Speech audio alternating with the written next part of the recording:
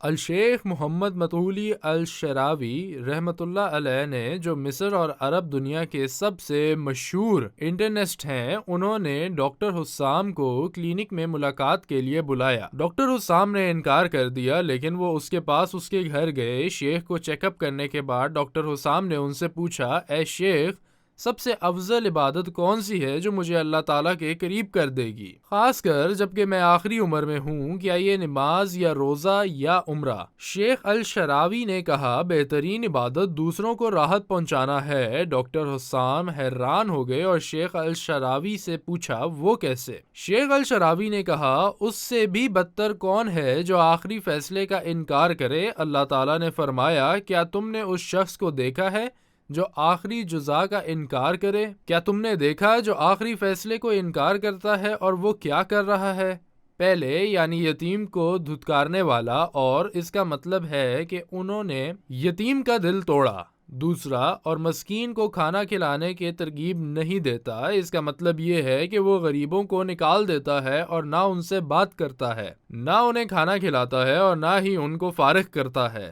تیسرا، پھر اللہ تعالیٰ نے ارشاد فرمایا، سو ان منافقین کے لیے جو نماز پڑھتے ہیں، اور یہ اس کے لیے تنبیہ ہے جو نماز نہیں پڑھتا۔ اگر آپ نے ترتیب کو دیکھا تو وہ پہلے دو امور ہیں جن کا اللہ تعالیٰ نے ذکر کیا ہے، یکسانیت اور دوسروں کی حاجتیں، پھر نماز۔ چیک اپ کے بعد ان کا دورہ ختم ہوا۔ اگلے دن ڈاکٹر حسام معمول کے مطابق چھٹی کے دن اپنے گھر کی ضروریات خریدنے کے لیے گئے۔ انہیں اپنے پڑوسی کا فون یاد آیا جس میں اس سے کہا گیا تھا، ڈاکٹر میری مدد کریں، براہ کرم میری ساس کو دیکھنے آئے کیونکہ وہ ہسپتال میں بہت بیمار ہیں، ان کا معائنہ کریں، اللہ آپ کو شفا دے گا۔ اسی وقت اسے یاد آیا جب شیخ الشراوی نے انہیں دوسروں کو راحت دینے کے بارے میں مشورہ دیا تھا تو اس نے محسوس کیا کہ یہ اللہ کا پیغام ہے۔ اس نے پڑوسی کی ساس کو چیک اپ کرنے کا فیصلہ کیا اور ہسپتال چلا گیا۔ وآت ذا القربى حقه والمسكين وابن السبيل ولا تبذر تبذيرا إن المبذرين كانوا إخوان الشياطين وكان الشيطان لربه كفورا۔ پڑوسی کی ساس کے پاس جانے کے بعد اس سے اپنی سینے میں شدید درد محسوس ہوا۔ اسے معلوم تھا کہ یہ دل کے شریانوں میں کلاٹ ہے، اس لیے اس نے ماہر ڈاکٹر سے مدد کی درخواست کی اور اس نے جلدی سے ان سے دوا لے لی۔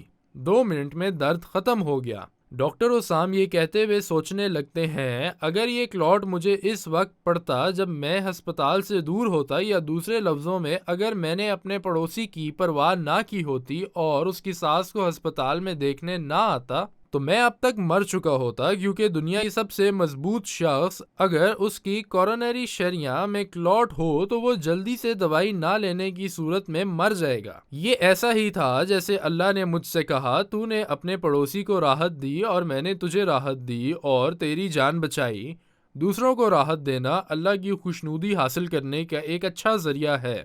جیسا کہ وہ کہتے ہیں، جو لوگ راحت دیتے ہیں اللہ اسے خطرے سے بچاتا ہے۔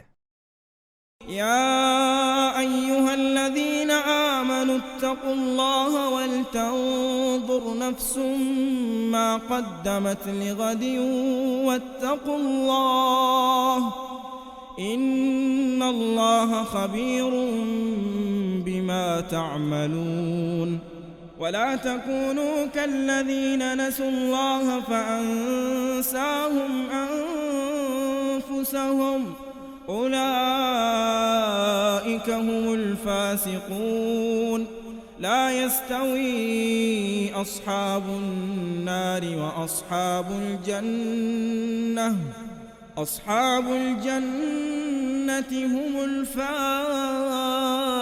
الفائزون لو أنزلنا هذا القرآن على جبل لرأيته خاشعا متصدعا من خشية الله وتلك الأمثال نضربها للناس لعلهم يتفكرون هو الله الذي لا إله إلا هو عالم الغيب والشهادة هو الرحمن الرحيم هو الله الذي لا إله إلا هو الملك القدوس السلام المؤمن المهيمن العزيز الجبار المتكبر سبحان الله عما يشركون هو الله الخالق البارئ المصور له الأسماء